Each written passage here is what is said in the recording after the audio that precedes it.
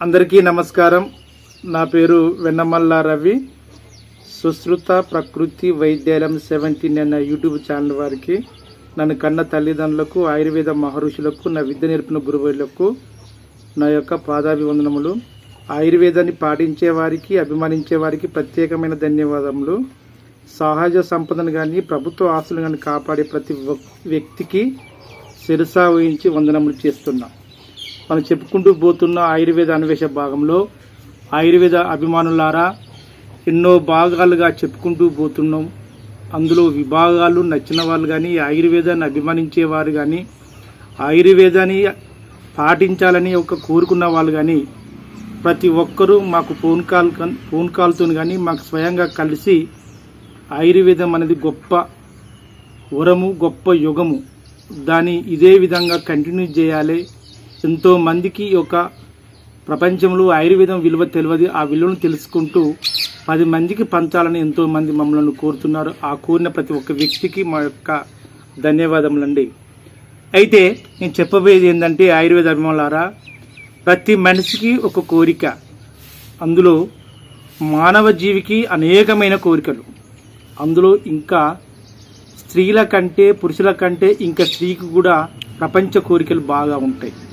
కానీ అలాంటి కోరికలు కానీ నెరవేర్చాలంటే పురుషుడు ఎప్పుడు నిత్య సత్యముగా ఒక సూర్యునిలాగా ఎప్పటికి ప్రకాశించాలి. అలా ప్రకాశించినప్పుడే స్త్రీ యొక్క కోరికలు అన్నీ నెరవేరుతాయి. కానీ ఈరోజు నేను చెప్పబోయేది ఏంటంటే, మన యొక్క ఉద్దేశం ఏంటంటే, నేను చాలా విభాగాల్లో చెప్పుకుంటూ పోతున్న విషయం ఏంటంటే, ఎక్కువ శాతము మన శరీరంలో మన మీద ఎక్కువ ప్రభావితం చెందేది ఏంటంటే గురుత్వాకర్షణ శక్తి. అంటే భూమికి ఉండవలసిన భూమి యొక్క గురుత్వాకర్షణ శక్తి మన పురుషుని మీద కానీ, స్త్రీ మీద కానీ ఎప్పుడైతే ఆ గురుత్వాకర్షణ శక్తికి దూరమైనమో, మన శరీరం మీద మన ఆహారంగా తీసుకున్న ఆహార పదార్థాలు కలిసిన కంటే ఈ గురుత్వాకర్షణ శక్తి దూరం చేసినప్పుడు ఎక్కువగా మన శరీరం మీద ఎక్కువ వ్యాధులు సోకే అవకాశముగా ఉంటుంది. ఇది 100% నిజము, నిజ సత్యమని ఎంతోమంది నేను చేసే ఒక యోగాల్లో కానీ, ఆయుర్వేద ఒక వైద్యంలో కానీ, చిట్కాలో కానీ ఎంతోమందికి నేను వాళ్ళను నిరూపించిన, నిక్కచక్కంగా నిరూపణతో పాటు వాళ్ళకు కూడా నివారణ అయిందని చెప్పుకుంటూ వస్తున్నా. చిన్న ఒకటి ఎగ్జాంపుల్ చెప్తే ఆయుర్వేద అభిమానులు బాగా వినండి. నేను చెప్పబోయేది ఏంటంటే, నేను ఫస్ట్ మనం చెప్పింది అంటే హైడ్రోసెల్ అంటే ఉరుభుజము, బుడ్డ ఇరువురికి వస్తుంది.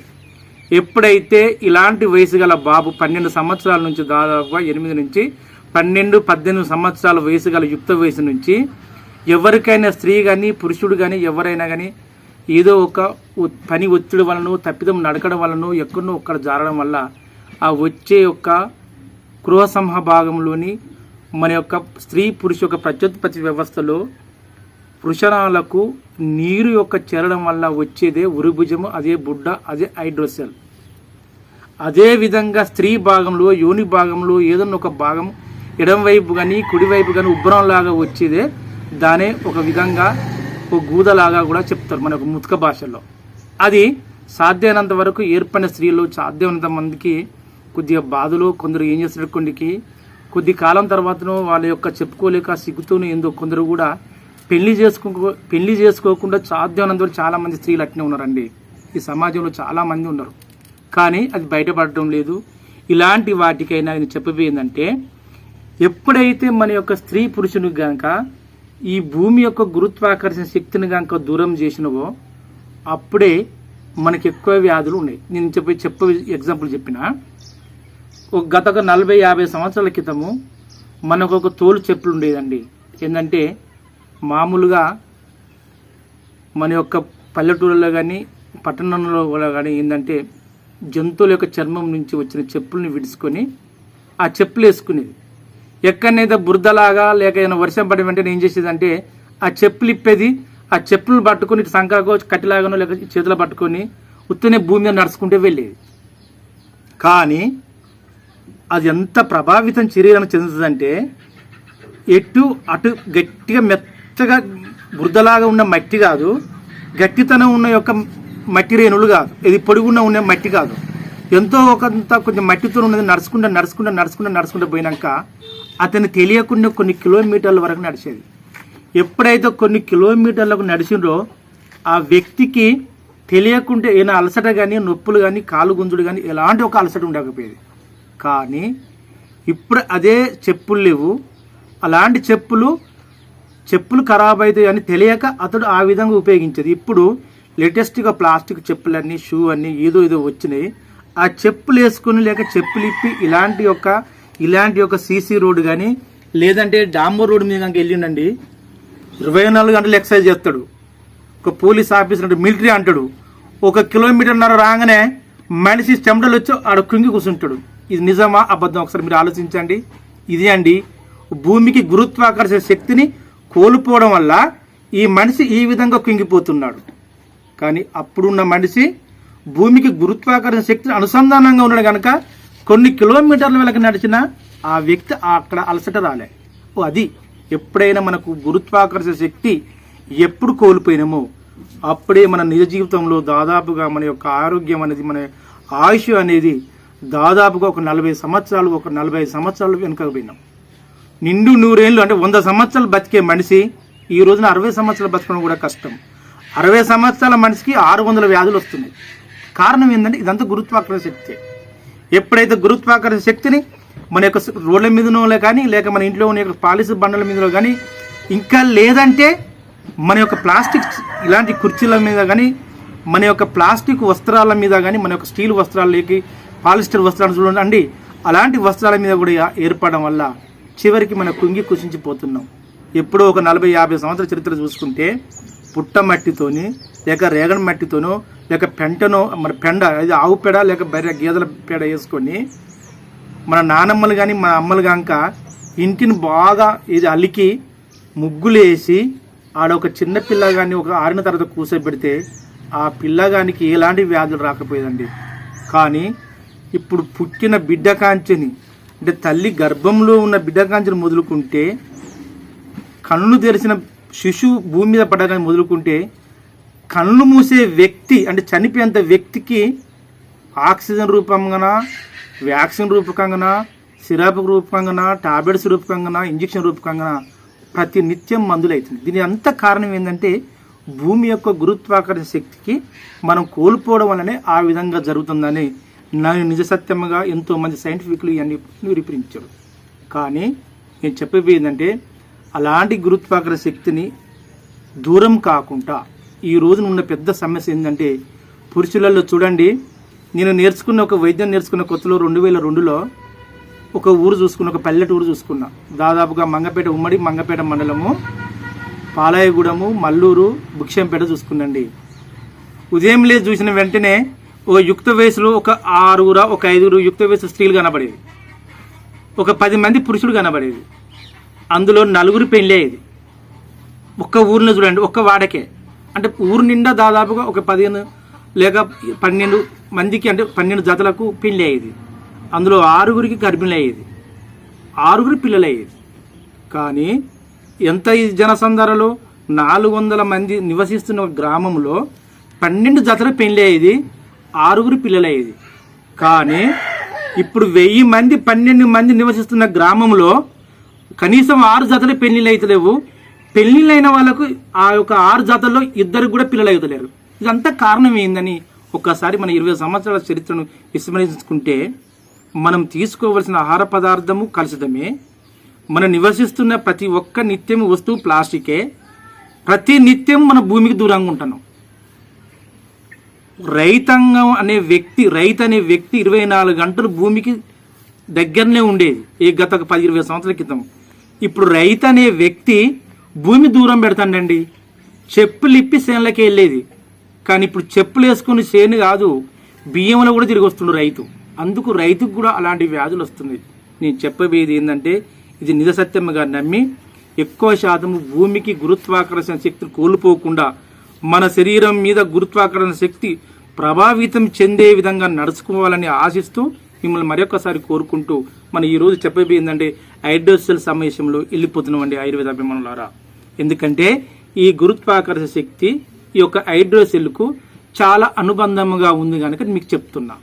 అయితే ఎప్పుడైతే మన శరీరంలో కుహర భాగం నుంచి స్త్రీ పురుషు యొక్క ప్రచోత్పత్తి వ్యవస్థ అవయవాలు ఉండడం వల్ల మనకు పురుషునికి ఆ యొక్క పురుషాంగానికి ఇరువైపులా కిందికని ఏదో కొద్ది దూరంలో కొన్ని సెంటీమీటర్ల వరకు మిల్లీమీటర్ల వరకు ఆ యొక్క పురుషాంగానికి ఇరువైపులా రెండు ఒక చిన్న పరిమాణంలో ఉండి మన శరీర భాగంలో నుంచి పొట్ట అంటే శరీరం భాగంలో ఒక తొడ భాగము ఇటు పొట్ట భాగంలో ఉండి ఆ నరం సిస్టమ్ నుంచి ఆ పురుషాంగంలోకి అంటే మూషికాల్లోకి ఒక 2 నుండి అంటే ఒక 2, 3 లేక 4, 5 వరకు ml గల వాటర్ కనుక వచ్చి ఆ యొక్క పురుషాంగంలో అంటే ఆ ముష్కంలో ఎప్పుడైతే శుక్రకణాలు ఉత్పన్నమవుతాయో ఆ శుక్రకణాలను జీవింపజేసేది ఏంటంటే మన పొట్ట భాగంలో నుంచి ఆ నరం సిస్టమ్ నుంచి వచ్చి ఆ 2 నుంచి 5 ml వరకు ఆ యుక్త వయసును బట్టి లేక ఆయా వయసును బట్టి ఆ యొక్క పురుషాంగం చుట్టూ ఆ 2 ఉన్న యొక్క మూషికాల్లో ఉన్న యొక్క ద్రవము ఎప్పుడైతే ఉంటుందో అప్పుడు శుక్రకణాలు ఆరోగ్యంగా ఉంటాయి. మళ్ళీ అదే ద్రవము ఒక 2 నుంచి 5 వరకు ఉన్న ml వరకు ఉన్న వాటరు మళ్ళీ తిరిగి ఆ యొక్క మన యొక్క మూషికం నుండి మన శరీరంలో ఒక పొట్ట యొక్క ఒక నరంలోకి ఇంకిపోతుంది. మళ్ళా తిరిగి ఇంకా ఈ విధంగా వస్తుంది. ఏది పొట్ట భాగం నుంచి కొద్ది ద్రవము ఒక మూషికంలోకి వచ్చి మళ్ళీ వచ్చిన ద్రవం కొద్ది కాలం తర్వాత మళ్ళా తిరిగి పొట్టగా చేరి అది ఇంకడం వల్ల ఎప్పటికీ 2 నుంచి 5 ml వరకు వాటర్ ఉండడం వల్ల అక్కడ ఉన్న యొక్క మూషికాల్లో వచ్చే మార్పును దానిని అరికట్టే యొక్క మార్పును హైడ్రోసెల్ అంటారు. అంటే ఎప్పటికీ పురుషాంగానికి 2 వైపులా 2 మూషికాలు ఉన్నప్పుడు అంటే వృషణాలు ఉన్నప్పుడు ఆ వృషణాలకు మన పొట్ట యొక్క నరాలతో వచ్చిన యొక్క ద్రవ పదార్థము 2 నుంచి 5 ml వరకు ఉన్నప్పుడు అదే మోతాదుగా వండుకుంటూ మళ్ళా తిరిగి మళ్ళీ పొట్ట భాగ నరంలోకి వెళ్ళి అక్కడ ఏదైనా ఒక అంతరాయం జరిగినప్పుడు ఆ అంతరాయ ప్రభావంతో ఈ యొక్క మూషికం చుట్టూ చెడు వాటర్గా వచ్చిన భాగమే హైడ్రోసెల్, దానే ఉరుగుభుజము, దానే బుడ్డ అంటారు. ఇలాంటి యొక్క సమస్యను మనం ఏ విధంగా అరికట్టాలి చూడండి. సృష్టి ఎంత వింతమనో ఎంత విఘాదాలతోనైందో అందులో మన శరీరం కూడా అదే విధంగా. ఎప్పుడైతే మన బొడ్డు కింది భాగము నుంచి ఆ యొక్క పురుషాంగం సమీపంలో ఆ పొట్ట నరముల నుంచి వచ్చిన యొక్క ఆ నరం సిస్టమ్తో వచ్చిన ఒక ద్రవ పదార్థము ఆ యొక్క పురుషాంగానికి ఆ యొక్క వృషణాలలో చేరిన ద్రవము మళ్ళా తిరిగి పొట్టకు చేరి ఆ నరంలో ఎప్పుడైతే మాయమవుతుందో ఆ వచ్చిన ఒక ద్రవాన్ని మళ్ళీ తిరిగి మాయం కాకుండా అంటే తన శరీరంలో కరిగించుకోకుండా అరికట్టే భాగంలో వచ్చే మార్పునే హైడ్రోసెల్, దానే ఉరుగుభుజం అంటారు. కానీ ఇవి కొందరు పుట్టుక నుంచి కూడా వస్తుందట. ఈ మధ్యన బాగా వస్తుంది, గత ఒక పూర్వకాలంలో రాకపోయింది. ఎందుకంటే మనం తీసుకోవాల్సిన ఆహార పదార్థం వల్ల. ఎందుకంటే తల్లి గర్భంలో శిశువు ఉన్నప్పుడు తనకు ఉండవలసిన 2 కాళ్ళు 2 చేతులు తన తల ఆ తల్లి గర్భంలో ఎప్పటికీ ఆ యొక్క ఉమ్ము నీరులో ఎప్పటికీ ఆ శిశువు బాగా కదలడము ఆడడం జరుగుతుంది. కానీ అయ్యే 2 కాళ్ళు దగ్గర ముద్దలాగా వచ్చినప్పుడు ఆ యొక్క పొట్ట భాగం నుంచి ఆ నరం సిస్టమ్ నుంచి వచ్చి ఆ యొక్క మూషికాల నుంచి ఒక ద్రవము తిరిగి మళ్ళీ పొట్టకు చేరకుండా ఉన్నప్పుడు ఆ ఇరువైపులా ఏదో ఒక మూషికానికి ఆ ద్రవ రూపంగా గడ్డ ఉబ్బరంలాగా వస్తుంది. దాన్నే హైడ్రోసెల్, పుట్టుక నుంచి వచ్చే హైడ్రోసెల్ కూడా అంటారు. ఇది ఎప్పుడైతే శిశువు తల్లి గర్భం నుంచి బయటకు వస్తుందో దాదాపుగా కొన్ని నెలల తర్వాతన దాదాపుగా కొన్ని సంవత్సరాల తర్వాతనగా ఆ పుట్టుక నుంచి వచ్చే హైడ్రోసెల్ కూడా ఆటోమేటిక్గా కరిగిపోతుంది. ఇది వైద్యులు చెప్తూ ఉంటారు, ఇది కూడా మనం చూస్తుంటాం. కానీ తప్పిదం వల్ల అంటే దాదాపుగా మన యుక్త వయసు వచ్చినాక 12 సంవత్సరాల నుంచి 17, 18, 20 సంవత్సరాలు లేక 30 సంవత్సరాలు వయసు తర్వాత ఏదో ఒక తప్పిదం వల్ల జారిపడడం వలనో లేక మన చేసే దబదబ నడకడం వల్ల వచ్చిన ఒక హైడ్రోసెల్ భాగం అనేది కుడివైపు వచ్చిన ఎడమవైపు వచ్చిన అది ఎంతవరకు చేరదీస్తుందంటే మన యొక్క సర్జరీ అంటే ఆపరేషన్ వరకు చేరదీస్తుంది. కానీ అలాంటి వ్యక్తుల్లో ఎప్పుడైతే హైడ్రోసెల్ వచ్చిన ఒక మొన్న చెప్పిన హైడ్రోసెల్ వచ్చిన 15 రోజుల లోపు లేక వారం రోజుల లోపు లేక 30 రోజుల లోపు కాక చిన్న చిన్న చిట్కాలు కానీ చిన్న చిన్న ఆయుర్వేదికాలు కనుక చేసుకుంటే ఖచ్చితంగా నయమవుతుంది. అది ఎలా నయమవుతుంది ఒక విధంగా చెప్పిపోతుంది. చూడండి ఆయుర్వేద అభిమానులారా, మనం చెప్పుకుంటూ పోతుంటా ఎప్పుడో ఒక తప్పిదం వల్ల జరిగితే ఇలాంటి వ్యక్తులు చూడండి నిలబడు, ఇలాంటి వ్యక్తులు కాకుండా దీని మీద నిలబడు ఏం కాదు, ఇలాంటి వ్యక్తులు కాకుండా ఒక యుక్త వయసు 18 సంవత్సరాలు 19 సంవత్సరాలు లేక 20-30 సంవత్సరాల వరకు ఇది ఇటు రైట్ సైడ్ ఉందనుకోండి, అంటే అంటే లెఫ్ట్ సైడ్ అంటే ఇటు ఎడమ సైడ్ ఉందనుకోండి, ఎక్కడో ఒక కాడ పడ్డ తర్వాత ఇతరులో ఉన్న యొక్క వృషణాలలో ఎడమ సైడు ఉబ్బరం లాగా వస్తుంది. ఎప్పుడైతే ఇటు ఉబ్బరం లాగా వచ్చిందో ఇక్కడైతే దాదాపుగా ఏం చేస్తుందంటే ఇక్కడ ఈ యొక్క జగ్గల ఉరుములాగా దిగుతుంది. మంచిగా గుర్తుంచుకోండి, ఉరుములాగా దిగి ఇతనిలో ఉన్న యొక్క వృషభం అంటే ఇతనిలో ఉన్న యొక్క మూషికాలు ఎడమ వైపు ఉబ్బరం లాగా వస్తుంది. వచ్చినప్పుడు ఏం చేస్తాడంటే కొందరు ఏదో పసుపు కొమ్ములని ఏదో తీసుకొచ్చి ఇక్కడ కాల్స్తా అంటాడు. ఇది ఒక వైద్యమే, గొప్ప వైద్యమే. కానీ ఎందుకు కాల్స్తాడు? ఇక్కడ ఒక నరము ఏదో విధంగా అక్కడ వేస్టేజ్ నీరు రాకుండా చేరకుండా ఉండి ఇవి నొప్పి తగ్గడానికి కాల్స్తాడు. కానీ అలాంటి చేయొద్దండి. ఖచ్చితంగా ఆయుర్వేద అభిమానులు ఇప్పుడు వచ్చిన యొక్క సైంటిఫిక్గా ఏంటంటే మనం కొంచెంగా ఆలోచించి ఏదైనా మూఢనమ్మకంతో ఆయుర్వేదాన్ని నమ్మాలి, మరి మూర్ఖంగా నమ్మొద్దు.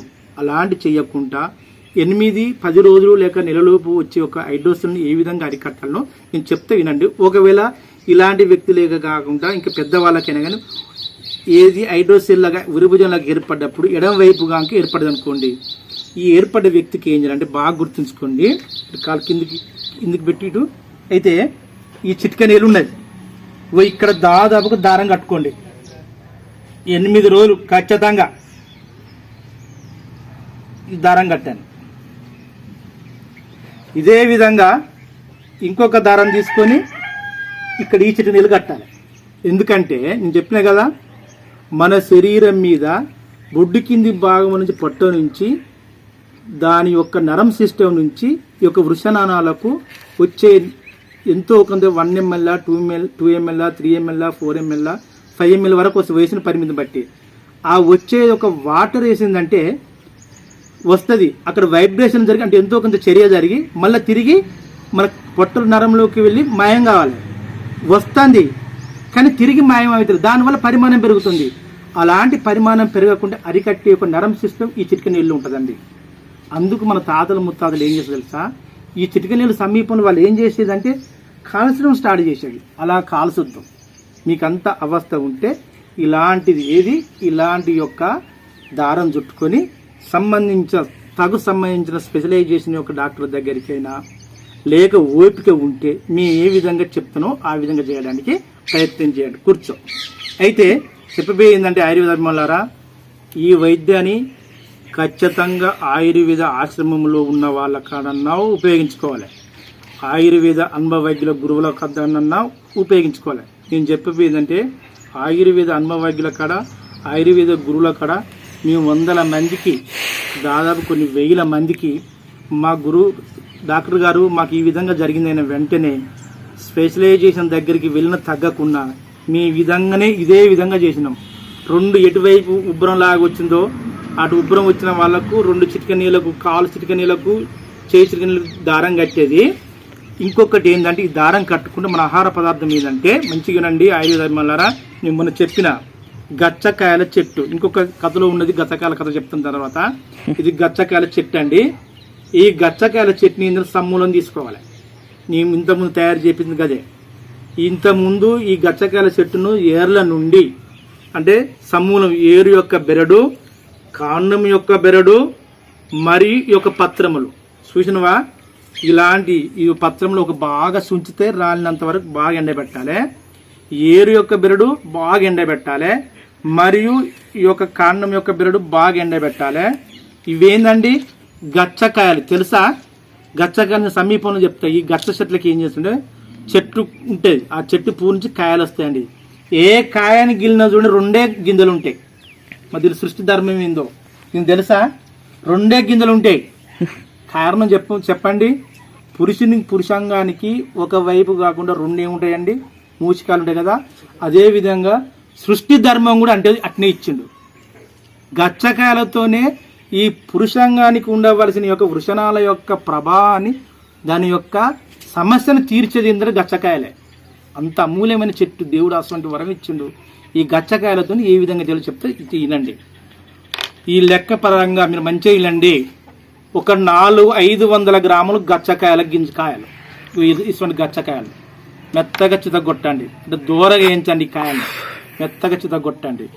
వాటిని ఏదో విధంగా ఒక పప్పులాగా చేయండి. ఇది ఒక 500 గ్రాములు అయింది కదా.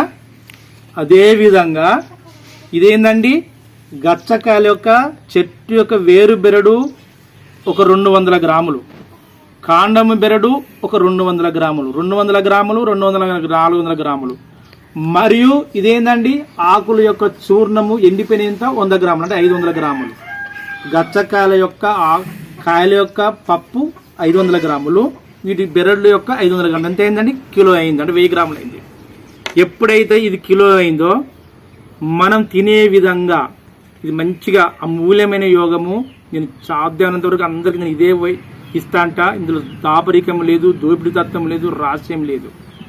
ఎంతోమంది అవాగ్యులు హైడ్రోసెల్ ఏర్పడి తెలిసి తెలియని యొక్క అవగాహనతోని వైద్యం చేయించుకున్న భయంతోనూ బయటికి రాక ఎంతో మంది ఆగమవుతున్నారు. అలాంటి వాళ్ళకి చెప్తున్నా, హైడ్రోసెల్ అయింది, ఉబ్రంలాగా వచ్చి అవస్థ పడతాడు, డాక్టర్ దగ్గరికి వెళ్ళిండు తగ్గలేదు అన్నప్పుడు ఈ గచ్చకాయల యొక్క పప్పును ఒక 500 గ్రాములు, బెరడు ఒక 500 గ్రాములు, బియ్యం ఒక 50 గ్రాముల 100 గ్రాములు, అంటే అదే లెక్క ప్రకారం 100 గ్రాములు, జొన్నలు మన గడగలా పోసుకుంటే ఆ యొక్క కిలో, అంటే 1100 గ్రాములు ఇవి, అంటే కిలో 100 గ్రాములు ఇవి, కిలో గచ్చకాయ సమూలం ఇవి. ఈ 2 కిలోలు చేసుకొని ఏ విధంగా పడుతున్నామో దాన్ని చూడండి, దాన్ని ఏ విధంగా వండుకొని చెప్తాను చూడండి. ఆ విధంగా పట్టి ఎప్పటి గటకలాగా చేసుకుంటే ఏ విధంగా అది ఏ విధంగా పడుతుందో చూడండి. మీరు గచ్చ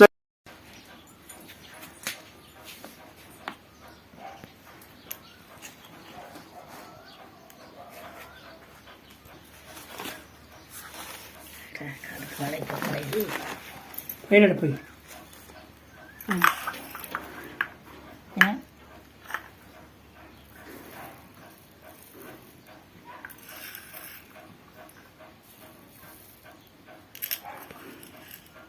అన్ని పోయినా అయిపోయి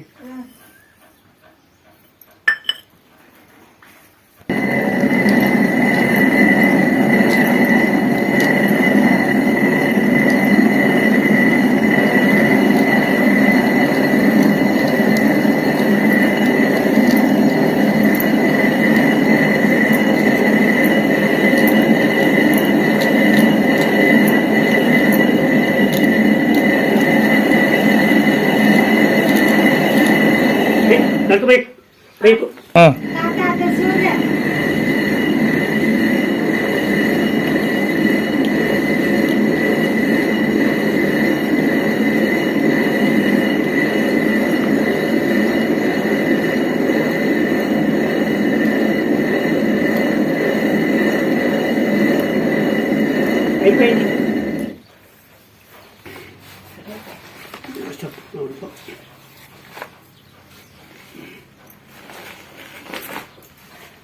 వాళ్ళే కళ్యాణం దొంగలు కట్టుకు తినాలైతే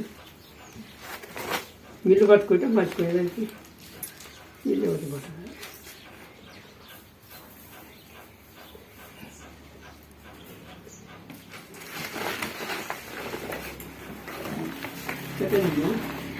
ఏ పట్టులో కదా పట్టు మొత్తం వాటి గురించి పట్టు పట్టు అమ్మా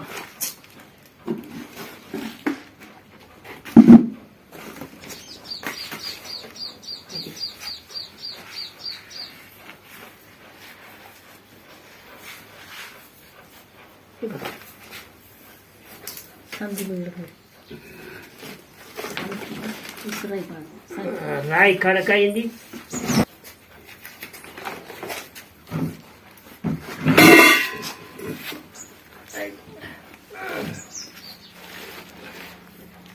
ఎవరు రాయి కుక్కర్ పట్టుకో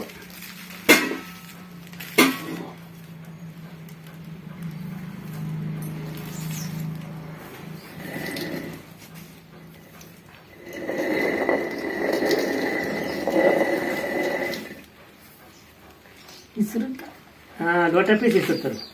ఏముండదు వాళ్ళు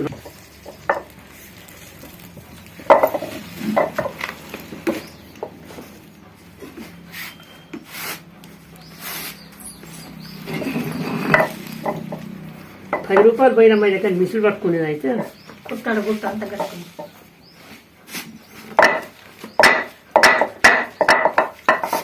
ఇంకొకటి అరబైనది అలా ఏం వేసినావు? నువ్వు ఇచ్చిన ఆకులు గట్టిగా ఏది గచ్చకాయ ఆక? గచ్చకాయ ఆకేసిన, ఆ, బియ్యం, ఆ. జొన్నలు. బియ్యం తక్కువ కానీ గచ్చకాయల ఆకు ఎక్కువ, ఆ బెరడు అటు వరకు బెరడు కూడా వేసిన వల్ల బిర్యానీ కూడా వేసిన. మరింత ఇచ్చిన మొత్తం వేసినావు కదా? మొత్తం వేసి ఇసిరిన. బెరడు గచ్చకాయల ఆకులు, అది మన పచ్చజొన్నలు అంతేనా? ఆ. గచ్చకాయల యొక్క కాయలు కానీ బెరడు కానీ ఒక పత్రములు కానీ ఒక గింజల యొక్క పప్పును చేసి ఇందులో యొక్క ఏది జొన్నలు ఇంత బియ్యం కలిపి చేసిన యొక్క పిండి, దీనే గటకలాగా అంటారు. దీని ఏందే గచ్చకాయల గటక. ఇది మనకు హైడ్రోసెల్కు అమూల్యమైన ఔషధ గుణం, సంజీవనిలాగా పనిచేస్తుంది. ఎలా చేస్తుంటే చూడండి, ప్రతిదీ మొక్కే, అందులో వచ్చిన ఔషధ గుణమే గొప్పది. కానీ దాన్ని తీసుకునే విధానం ఎలా అని కొందరు చెప్పుకుంటూ పోతారు. కానీ ఒక్కసారి అయితే కొందరు పురాణాల గాథలు చెప్పుకుంటూ పోతారు. మా గురువుగారు కూడా చెప్పిండు, వేదములు 5 కానీ 6వ వేదం ఏంటంటే ఆయుర్వేదమే. ప్రతిదీ పూర్వకాలము నుంచి మునులు, ఋషులు, దేవతల కాలం నుంచి మన పూర్వీకులు తీసుకున్న ఒక ఆహార పద్ధతినియే ఆయుర్వేదం. కానీ తమ తమ తెలివి ఆధిపత్యం చెలాయించుకొని మేమే గొప్పవాళ్ళం కావాలి అని కొందరు స్వార్థపరులు ఈ సృష్టిలో ఉన్న యొక్క మొక్కలను ఉపయోగించుకొని మా యొక్క మందే ముఖ్యమని ఎంతో విధాలుగా గొప్పగా చెప్పుకుని ఈ ఆయుర్వేదం మొక్క ఇది ఆయుర్వేదం మందు కదని చెప్తారు. మందు ఎందుకు కదండి? ప్రతిది మొక్కే కదా, వాళ్ళు ఇచ్చేది కూడా మొక్కే కదా. ఆ మొక్కకు ఇంకొక మొక్క కలిపితే ఇంకా వేరే కొత్త గుణం కలిపి ఆ వ్యాధిని తగ్గించే యొక్క తత్వం ఉంటుంది. నేను చెప్పే నేను చేసేది కూడా అదే. చూడండి, గచ్చకాయలు మరియు దీని యొక్క గచ్చకాయల యొక్క గింజలతోని పజ్జొన్నలు కాక గటకను కాక కలిపితే చూడండి ఎంత యాక్టివ్ పవర్, ఎంత ఔషధ గుణం ఉంటుందంటే ఇది తిన్న వాళ్ళకు ఆ వ్యాధిని తగ్గించుకున్న వాళ్ళకు ఉంటుంది. ఎప్పుడైతే ఈ గటకలాగా ఉపయోగించినవో ఓపిక ఉన్న వాళ్ళు ఇలాంటి యొక్క ఆవు మూత్రాన్ని చూడండి, ఇలాంటి యొక్క ఆవు మూత్రాన్ని 1 లీటర్ ఆవు మూత్రం తీసుకురండి. దీని ఏం చేసినా 1 కిలో జొన్నల బియ్యం కలిసి 1100 గ్రాములు, గచ్చకాయల పిండి కలిసి 1 కిలో ఎంతుందండి? 2 కిలోలు ఉంది. ఎవరికైనా కానీ ఎవరు చేసినా కానీ 9 రోజులు 8 రోజులకి మనకు ఈ వైద్య పరీక్ష. నా దగ్గరకు వచ్చిన వాళ్ళు కూడా అదే చెప్తా, 90 రోజుల లేక 9 రోజుల లేక 11 రోజుల. ఎవరికైనా హైడ్రోసెల్తో ఏర్పడే వాళ్ళకి ఏంటంటే ఉదయము ఒక 200 గ్రాములు లేక 150 గ్రాములు ఏం చేయండి, ఈ గటుకను ఒక 100 ml కనుక లేక 100 గ్రాములు కొలుచుకోండి. ఒక చిన్న గ్లాసు 100 ml గ్లాసులా పోసుకోండి. దానికి 3 వంతులు ఏం చేయాలి, ఆవు మూత్రం పోయండి, లేదా 4 వంతులు పోయండి. 4 వంతులు పోసి ఒక చిన్న మట్టి కుండలో పోసుకొని కలుపుకొని దాన్ని ముంతలాగా పెట్టి అందులో మసిలేటట్టు గటకలాగా చేసుకొని ఆ గటకను ఉదయం తినండి.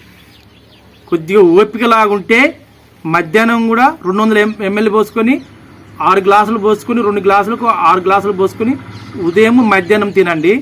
మళ్ళీ సాయంత్రం తయారు చేసుకొని తినండి. మధ్యలో మీ ఇష్టం యొక్క ఆహార పదార్థాలు తీసుకోండి. మీరు ఒక విధానంగా చేసుకొని మీకు తెలిసిన యొక్క ఆసనాలు చేసుకోండి. మీకు తెలిసినట్టు ఈతల్లాగా మీకు తెలిసిన యొక్క కొంచెం నాటు చిట్కాలు కూడా ఉపయోగించుకోండి. నేను చెప్పిన 8 రోజులు ఉన్నది 7 రోజులు 8 రోజులు ఉంది కదండి, 8 రోజులకు దాదాపుగా ఇంత జామకాయలాగా ఉన్నది కంటే చిన్న గింత పరిమాణం ఉన్న ఒక హైడ్రోసెల్ కూడా తన యథాతనానికి వచ్చి ఎక్కడికి ఉండవలసిన నరం సిస్టమ్ అక్కడిగా ఉండి 2 మూషికాలు సమానంగా ఉంటుంది. ఇది ఖచ్చితంగా నా ఆయుర్వేదం మీద నేను నమ్మకం చెప్తున్నా. ఎవరికైతే హైడ్రోసెల్ కానీ ఉరిభుజం కానీ బుడ్డ దిగి బాగా అవస్థలో ఉన్నవారు డాక్టర్ మందులు వాడిన తగ్గని వాళ్లకు నేను చెప్పే ఏంటంటే గచ్చకాయల యొక్క గటకను కనుక ఉపయోగించుకొని రోజు వయస్సును పరిమితిని బట్టి నేను చెప్పేది 18 సంవత్సరాల నుంచి 40-50 సంవత్సరాలు ఉన్న వాళ్లకు ఒక 100 గ్రాములు ఒక 200 గ్రాములు, 18 నుంచి 9 సంవత్సరాలు ఉన్న వాళ్లకు 50 గ్రాములు 70 గ్రాముల మోతాదుగా ఉదయం సాయంత్రం మధ్యాహ్నం కనుక తీసుకుంటే ఖచ్చితంగా మన శరీరంలో ఉన్న హైడ్రోసెల్ సమస్య ఖచ్చితంగా తగ్గి మామూలు మనిషిలాగా మారుతారని ఆశిస్తూ ఆయుర్వేద అభిమానులు ప్రతిదీ ఈ సృష్టిలో ఉన్న మొక్క ప్రతిదీ అమూల్యమైన ఔషధ గుణాలు కలిగి ఉన్నాయి. దాన్ని తీసుకునే విధానము, మనం వాడే విధానము, దాన్ని బట్టి తీసుకుంటేనే మన యొక్క ఔషధ గుణం అనేది ఖచ్చితంగా మన శరీరం మీద 100% ప్రభావితం చెంది ఆ వ్యాధిని తగ్గించే అవకాశంగా ఉంటుంది. నేను చెప్పబోయేది ఏంటంటే ఆయుర్వేదంలో చూడండి, చిన్న ఎగ్జాంపుల్ చెప్తా. పెద్ద మోసతత్వం జరిగేది ఎక్కడో తెలుసా అండి? గొప్ప మేధావులు ప్రొఫెసర్లు ఏమంటారంటే ఆయుర్వేదంతో ఏముంది అంటారు. పెద్ద హాస్పిటళ్ళు, కార్పొరేట్ హాస్పిటల్లో జరిగేది ఏం తెలుసా? మొత్తం వాళ్ళే మన యొక్క అడ్మిట్ చేసుకుంటే పేషెంట్ను ఫ్రూట్స్ నుంచి మొదలుకుంటే వాటర్ వరకు వాళ్ళే ఇస్తారు. కారణం ఎందుకు ఇస్తారండి? పేషెంట్ ఇక్కడ వాటర్ లేవా?